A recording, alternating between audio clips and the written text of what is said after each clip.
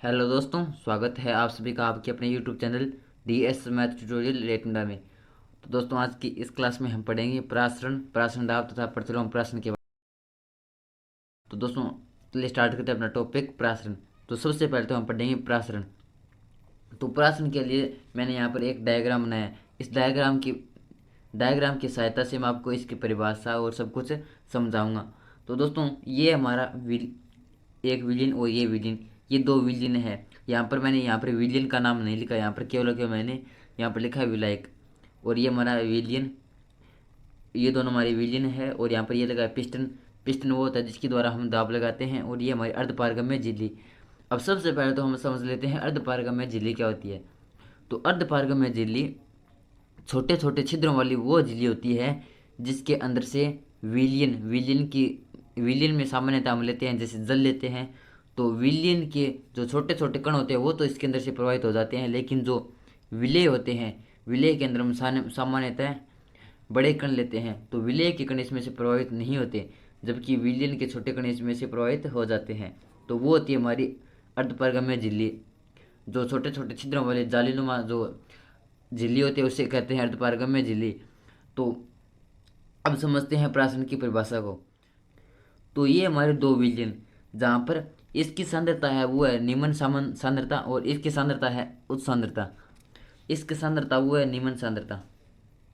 ये हमारा निम्न सांद्रता वाला विलियन, निम्न सांद्रता सांद्रता वाला विलियन।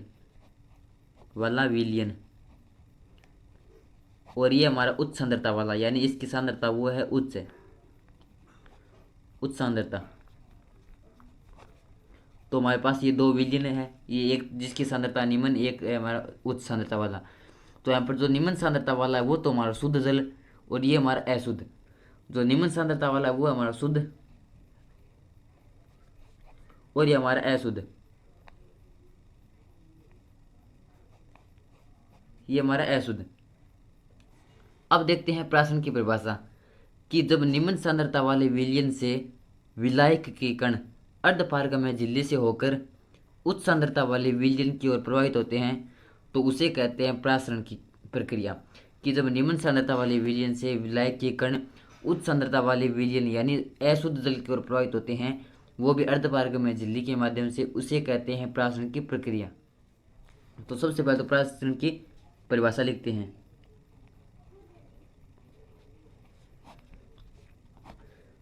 कि जब निम्न सांद्रता वाले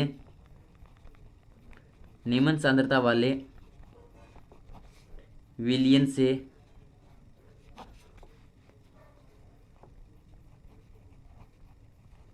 विलायक के कण उच्च सांद्रता वाले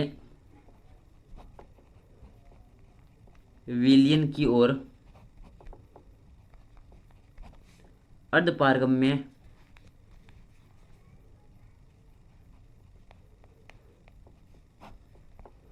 झिल्ली के माध्यम से प्रवाहित होते हैं,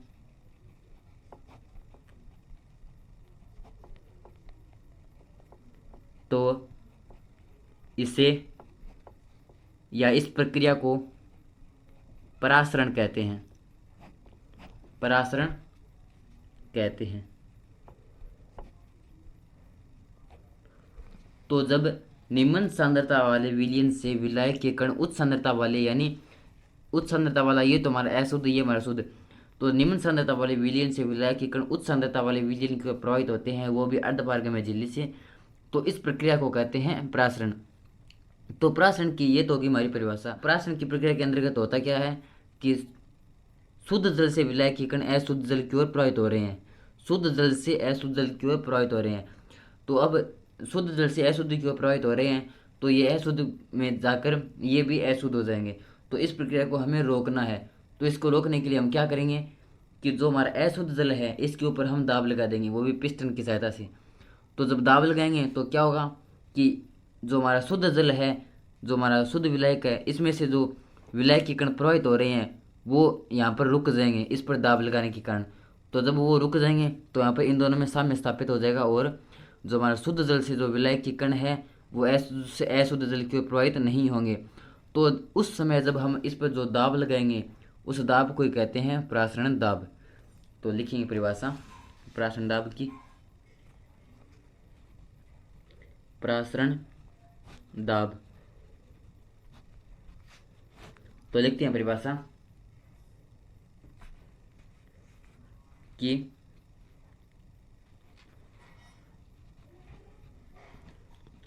विलयन, तो प्रासरण दाब की परिभाषा लिखेंगे कि शुद्ध विलायक के कणों का प्रवाह है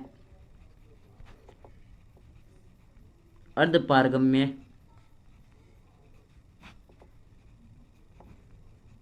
झिल्ली के माध्यम से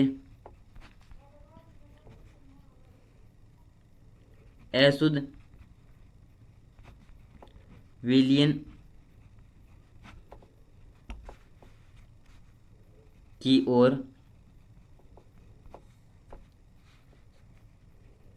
होने से रोकने के लिए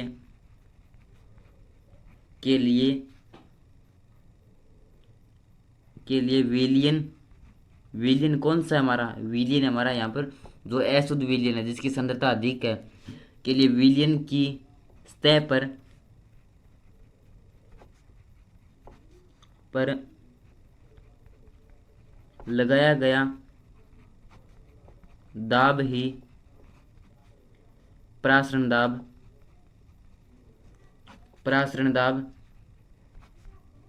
कहलाता है। तो इस प्रकार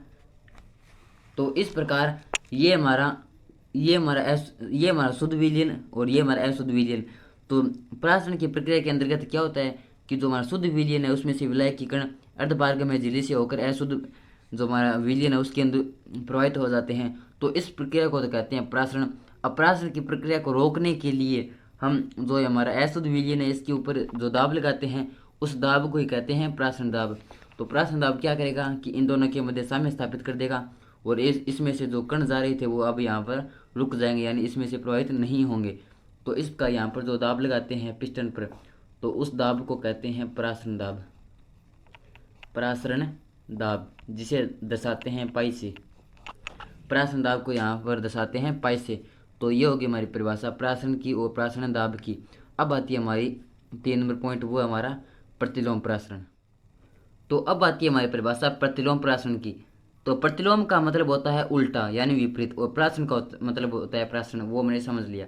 तो प्रतिलोम प्रासरण का मतलब क्या होता है वो यहाँ पर समझते हैं कि सबसे पहले तो समझते हैं प्रासरण क्या होता है कि जो हमारा शुद्ध जल है उसमें से जो विलायक के कण है वो प्रवाहित होते हैं अशुद्ध जल की ओर।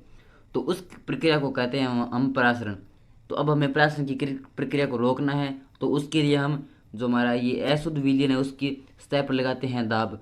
तो उस दाब को कहते हैं प्रासरण दाब। और प्रासरण दाब क्या काम करता है कि यहाँ पर जो प्रवाह है विलायकों का इनके मध्य साम्य स्थापित कर देता है, यानी जो शुद्ध विलायक से अशुद्ध विलायक की ओर जो प्रवाह है उसको रोक देता है। तो वो होता है हमारा प्रासरण दाब।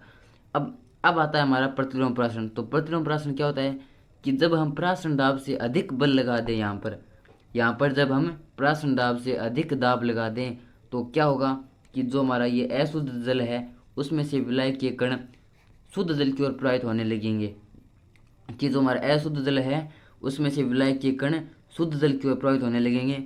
तो यहाँ पर जो अशुद्ध कण थे वो तो यहाँ पर बच जाएंगे, क्योंकि उन्हें तो ये अर्धपारगम्य झिल्ली प्रवाहित होने नहीं देंगी, और जो इसमें से जो शुद्ध कण है वो अर्धपारगम्य झिल्ली में से प्रवाहित होकर शुद्ध विलायक की ओर प्रवाहित होंगे। तो इस प्रकार जो यहाँ पर शुद्ध और अशुद्ध जल दोनों था, तो जो शुद्ध जल है वो तो इस तरफ आ जाएगा और अशुद्ध कण थे वो यहाँ पर बच जाएंगे। तो उस प्रक्रिया को कहते हैं प्रतिलोम प्रासरण, जिसकी सहायता से खारे पानी के समुद्रों में से जो नमक होता है उस नमक को साफ किया जाता है। यानी प्रतिलोम प्राशन की प्रक्रिया से ही जो नमक है उसको शुद्ध किया जाता है। तो अब लिखते हैं प्रतिलोम प्राशन की परिभाषा। तो लिखते हैं परिभाषा कि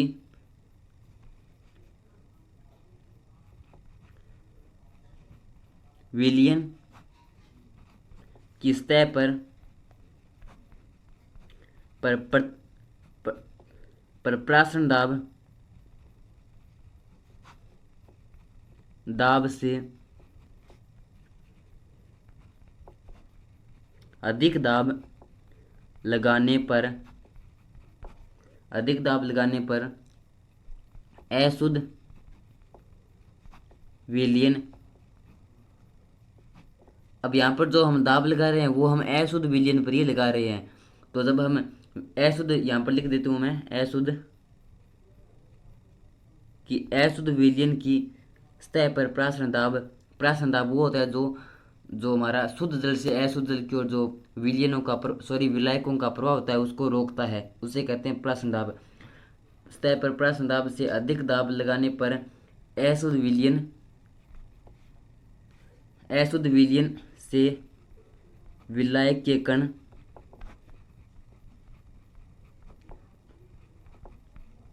शुद्ध विलयन की ओर प्रवाहित होने लगते हैं। इसे प्रतिलोम प्रासरण कहते हैं। तो इस प्रकार ये थी मेरी परिभाषा प्रतिलोम प्राशन की। और इसका उदाहरण पूछे तो समुद्री कठोर जल को शुद्धिकरण होता है, वो शुद्धिकरण प्रतिलोम प्राशन की प्रक्रिया से ही होता है। तो यहाँ पर लिख देता हूँ इसका उदाहरण, समुद्री कठोर जल का शुद्धिकरण।